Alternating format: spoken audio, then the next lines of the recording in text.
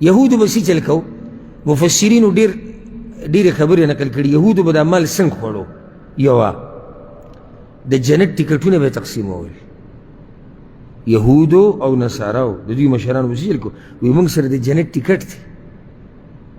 دا به دومره مال لګوي دومره مال به کوې دومره به ته جنتي شوې ټکټ دا نه چې لازم یو کارډ به یې خرڅوو دغه مطلب دی ته دا کار وکړه ته جنتي شوې دا زموږ د طرف نه دا ګارنټي ده تا ته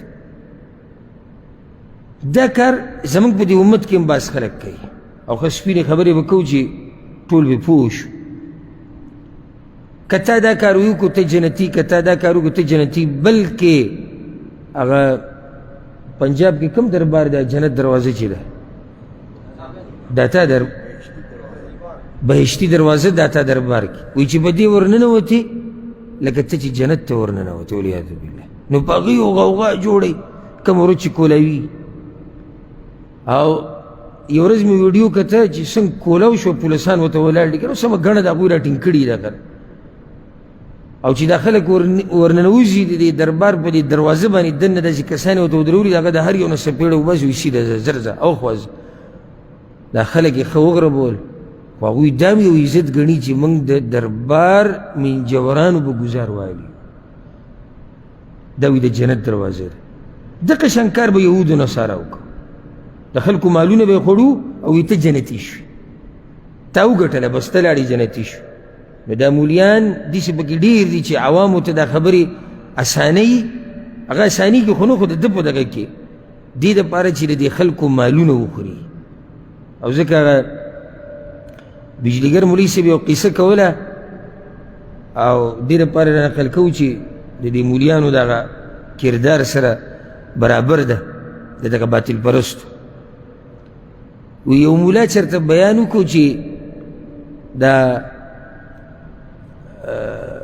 پل سیرات چې دی دا د تورې نه زیات تیره دی او د یو ویښته نه زیات نری دی او د عوامو غریبانانو جړل چې لکه دا ډېره سخته ورځ موږ ته پرته ده بیا بیان ختم کړو بیا بس یو کس راپاڅېدلی وی مولانا صاحب نو طریقه دې موږ ته ونه ښووه چې په دې به اوړو څنګه لکه تا خبره منځ کې پرېښوده اوس موږ خو وویرېدو چې پل سیرات دی خو پل سیرات باندې تېرېدو څه طریقه خو به وي که چې موږ هغه کار وو دا دې اسانې خبرې زه به بیا درشم ستا خواله به درشم نو چې خواله خو ورځي بیا خو به ولغټ پروګرام کې هسې خو نه کي چې ورغلی دی وي مولوي صاحب دا غوړي او کوچ او دا ماسته او دا چرګان او غوښه او دا هر څه ورته یې ښودي نو هغه ورته مولانا صاحب هغه طریقه وي صبر وکړو چې ډوډۍ وخورو په تا تایدي ده دا غټې خبرې دي هغه ډوډۍ موډۍ ښه والې ده او ښه هر څه بیا ورته هغه ویلي مولانا صاحب وایي طریقه وایي دقه یې لار ده دا کوم کار چې تا نن وکړو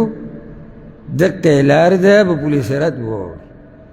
دا مولیان دي چې خلکو ته یې لار اسانه کړې ده هغوی هم دقې د ډډه لګولې ده وایي په مولوي صاحب مې چرګ خوړولی دی که نه وماړی ښه باقاعده مولا ورته وایي بېغمه شه بېغمه شه یو قاري هغه منګړت روایت دی سندن کمزوری دی یو قاري لس کسان ځان سره بوځي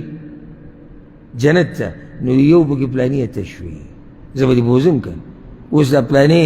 د چا پلار به راټینګ کړي هلته مولانا صاحب ورته ویلي دي وایي زه دې جنت ته بوځمه نو دی خو وایي چې د مولانا صاحب جنت ته تګ هم یقیني دی نو چې د هغه یقیني دی نو زما هغه ورسره هغه هم یقیني دی الله دې زموږ په حال رحم وکړي